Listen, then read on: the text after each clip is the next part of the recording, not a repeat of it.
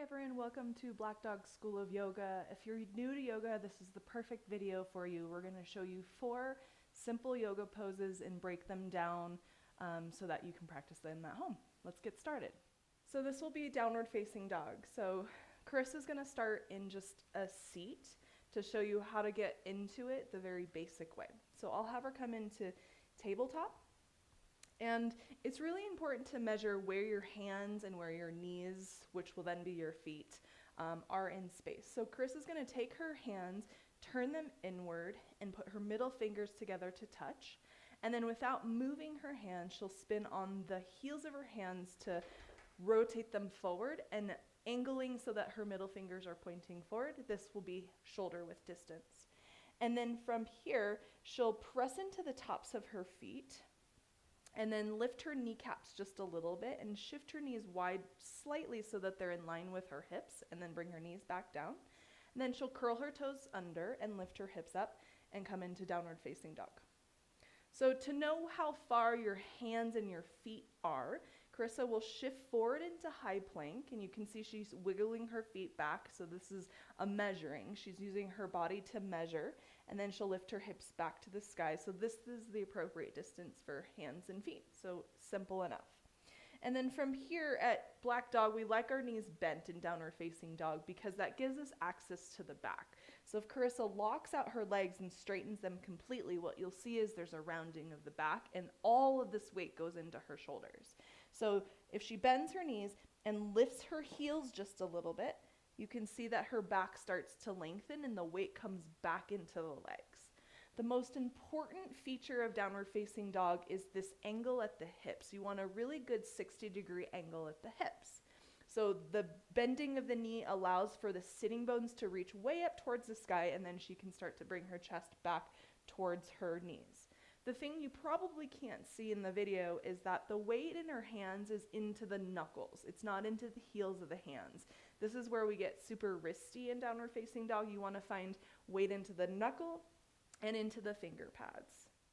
So standing forward fold can be a really tricky one, especially if you're in a class where it's held for a really long time. So I'll have Carissa stand up. And then just like in the downward facing dog sequence, we find formality. We separate the feet hips distance, and then so that we know where we stand in space. So there's a couple different ways you can measure hips distance. So the first thing is I'll have Carissa turn her right heel and press it into the ball of her left foot or into the heel, and that will measure hips distance. That's one way. And then she'll swivel back on the ball of foot, hips width distance. Another way simply is she can take 2 fists and put them in between the arches of the feet, which will be the same measure, hips width distance. Okay, and then she'll come up. So now that her feet are well measured, you have a couple options. So when you fold over, so I'll have her fold over with a really rounded back and just kind of letting her arms hang. And what you can see is her butt is way behind her. Her back is super round. It probably doesn't feel that great. So several things can make this a little bit better. I'll have her bend her knees a lot and then shift more weight into the balls of the feet. Not so much that the heels lift, but just enough so that she has equal weight in the front and the back sides of her feet. Now, if this still isn't looking quite the same for you in your body, or if this is very hard, you'll use a blanket. So Carissa's going to grab a blanket, slide it underneath her heels, keeping the feet still hips distance. So she'll take another measure just to check. And then hopefully this brings her forward into the balls of her feet just a little bit more so she can hang forward. And I'll have her grab her elbows so that her arms are just out of the way so that you can see. But big thing, just like downward facing dog, knees are bent. And she's going to work on lifting the hip bones, the sitting bones, way up towards the sky. Not so that her knees lock, but just so that she lengthens the back of her knees. And at the same time, from the backs of the knees, she's lengthening down towards her heels. So your legs are moving in 2 parts, but from the knee joint. And then from the crown of the head, she's reaching towards the floor. So you can certainly take the opposite elbow grip, or you can just hang your arms like noodles. And the other thing to note in forward folds is it's not a still stagnant pose. So if it gets super demanding and you're holding it for minutes at a time, move around a little bit. Shift forward and back and side to side in the feet. Allow there to be sort of like something for your body to do while you're in this hang. So another important pose is sitting at a right angle. So either sitting in a cross-legged seat or with the legs forward. It's important to learn how to get your spine really upright, but it's even in a slight back bend. So Carissa has her sitting bones up on a blanket, which is really, really, really nice to help get her more upright in the spine. So I'm going to have her extend her legs forward. And then she's going to reach back and grab the flesh from her sitting bones and pull them up and back out of the way, because the goal is so that you plug the center of yourself into the blanket. You can also use 2 or 3 blankets if this is still very hard. So round your back for me. So if you're still in this rounded position on one blanket, make your throne a lot higher. Add another blanket or 2 and see if you can really pull the pubis, the front of your pelvis, forward. And then she's going to grab the backs of her knees and just use that as leverage to pull her pubis forward even more. So what she's not doing is pitching her torso forward. So it's not quite a forward fold yet. We're just talking about sitting at a right angle. So she's trying to get her shoulders directly over her hips. Her knees are bent, her toes are flexed. So she's making really good right angles at her hips and at her ankles here. Another way you can train yourself to do this really well is if you have a blanket and 2 blocks, you'll put yourself on a wall. And so I'm going to have her do it herself, because ultimately you'll be at home doing this yourself, and it's really doable on your own. So she's going to put 1 block on the flattest setting in the lumbar spine, which is the lowest part of your back right before your tailbone.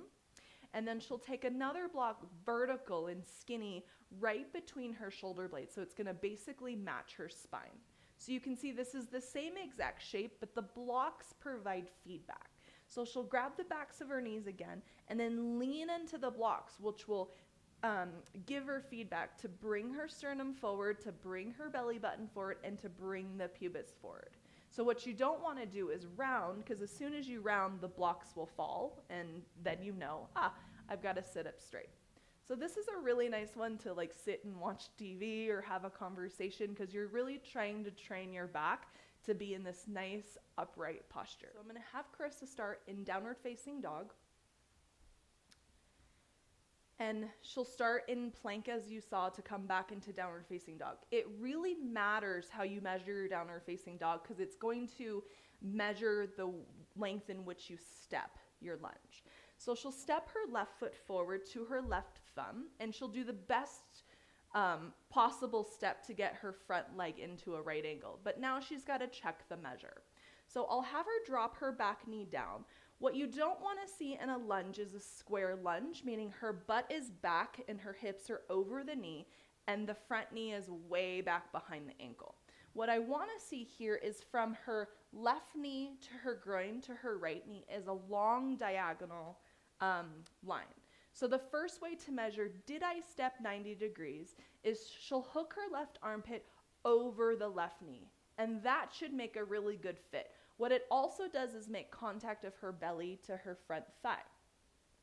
Then she'll set her left hand down next to her left shin, and that should fit. Those should be 2 vertical lines. If that doesn't fit, then one of 2 things are happening. So if her foot has stepped not far enough, and she sets her hand down, you can kind of see that her hand is not in line with the foot. Now, if the other thing is happening where she stepped too far forward and she sets her hand down, now her armpit is nowhere near her knee. It's kind of back on the thigh. So this is a good way to measure the lunge. Knee right into the armpit, arm right in line with the shin, front knee, groin to back knee in a diagonal line, and then she'll look forward and find her pubis, navel, sternum way out in front of her, and she'll work to get her hips to 9 o'clock and 3 o'clock. And then she'll look forward in the lunge, and then you can add variations to that.